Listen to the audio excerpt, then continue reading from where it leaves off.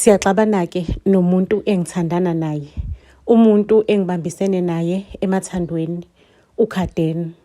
Into esiyibangayo sibanga ukuthi ungibuza ukuthi imali engiyisebenzayo ishonaphi because mina ngine-degree ngisebenza umsebenzi osebenza kahle. Kodwa sisastakile la eKasi, anginamoto, iy'ndleko ey'ningi endlini zibhekwe uyena.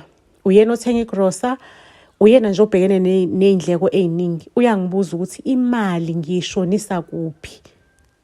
Kuvelane kube ngathi uyihate emsileni-ke uMadali, indlela engase ngivutha ngayo. Uyayibona le question la ngibuza yona, yayingicika, ingicasula, ingidino kwangempela.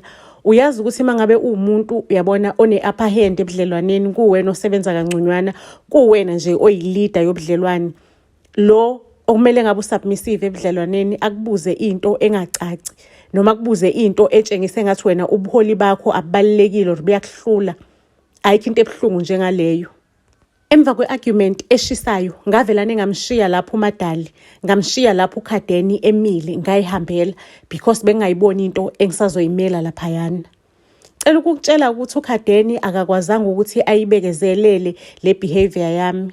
Wavelane waphuma wapakisha impahla zakhe, wawushiya umuzi wethu waselokishini. Anyway, siyarenta njalo elokishini. Mangabe ngibuya umuzi usu-empty. Uyabona umuzi othi uqhamuka lapha ubone ukuthi lo muzi lo u-empty, khaliphi ungani. Madoda ngangingazi ukuthi ngiyoke ngilibone ilanga la uKhadeni engishiye khona because mina noKhadeni sisuka kude, sisuka eKolishi. Ekolishi-ke uKhadeni wadropa out, mina ngasala ngaqhubeka. Wasale eseqedelela emakholeji ukufunda kwakhe, ngasala ngaqhubeka ngagraduate but still besisathandana. Uthando lwethu lwafantuka.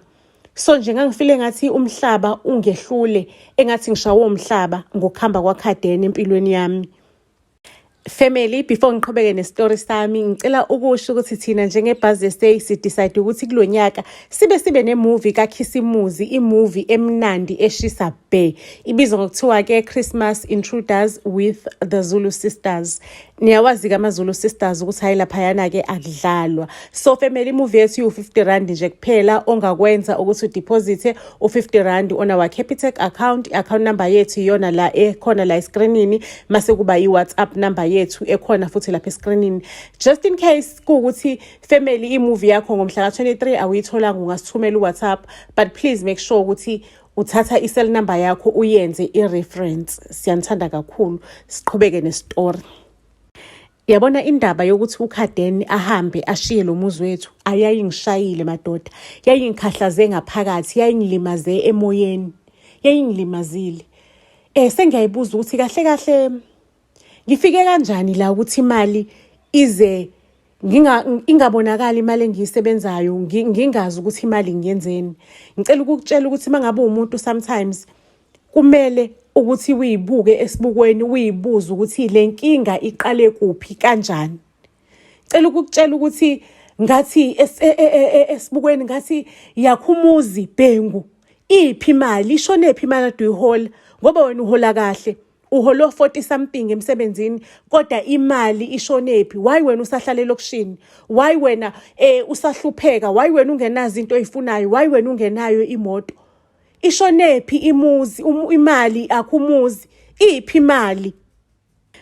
Ayibafethu ngiqale ngitrace impilo yami, ngibuyele emuva ngiyibuka ukuthi ngenze njani during the month. Yini lento edla imali during the month? Ngiyayibona ngiyaye emsebenzini bafethu, ngiyasebenza emsebenzini, ama-out engiwaphumayo, ngiphuma ama-out nje anormal njengo wonke umuntu ophumayo. Akunalutho olutheni oludla imali, kodwa nje imali engiyisebenzayo iputsha iphuma ngala, iputshe iphume ngalana. Ayikho into esile engizothi nansi into engiyenzile engizoyikhomba. Ngibona imali siphelile nje, ilokhu iphuma kancane kuthiwa hayi ukuthi nokuthi, kodwa ayikho into esile into engayikhomba. Angazi ukuthi kahle imali ishona kuphi, ngiyisa kuphi. Ngadecide ukuthi ake ngishintshe umoya, ngithola umsebenzi kwenye indawo. Ake ngiwuthole ngempela umsebenzi kule ndawo, ngiqale ngisebenze bafethu. Ngisebenze kulo msebenzi, ngisebenza kahle futhi ngisahola imali ekahle futhi nakhona. Ngicela ukunitshela ukuthi ekupheleni kwenyanga ngaqala ngayibona into engiyenzayo nento engiyisebenzelayo, ngaze ngaba ne-apartment entsha ngaphuma elokishini ngazama bakithi ngathola nami okwepholwana ngadrive ipholo. Sekunembuzo eminingi engiyibuza yona ukuthi kahle kahle sho ukuthi iyinsolo lezi ezazikhona ukuthi iboss yami ithwele kuthiwa inebululu inkahlankahla yenyoka. Sho ukuthi ziqiniso ngoba ngathi mangabe sengidlinza ngibuka impilo zabantu esisebenza nabo zonke ngianalyze ngiyibuka from A to Z. Ngiyabuka ukuthi e-reception umsebenzi wami okudala kwakuhlela uMaphili Ngcoyisa.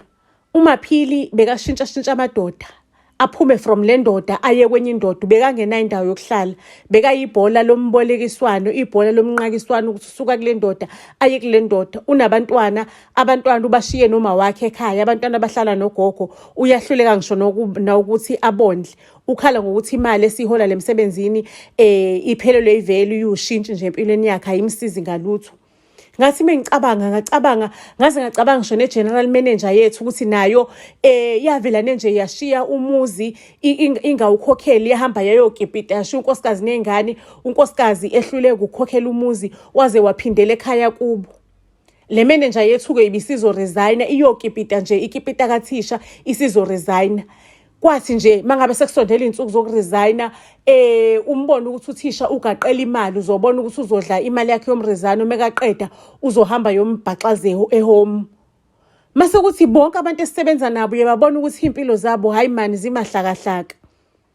It's when I've realized ukuthi engathi ukusebenzela uboss othwele sometimes kuneyingqinamba imali yakho awuyiboni ukuthi ishona kuphi ngoba ngayibona la empilweni yami lonto leyo ngosi.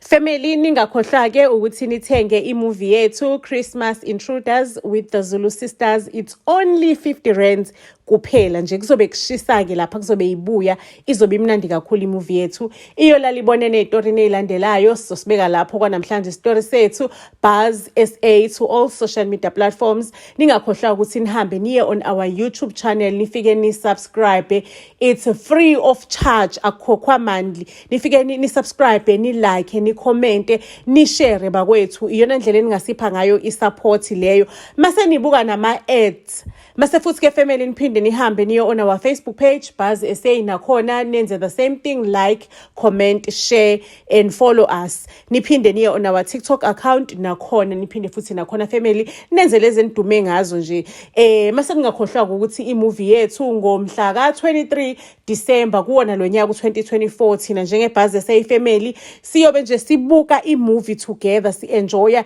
imovie together ethi Christmas Intruders with the Zulu Sisters. Siyanithanda kakhulu ke family nibe nobusuku omnandi nemini emnandi. Mncwa.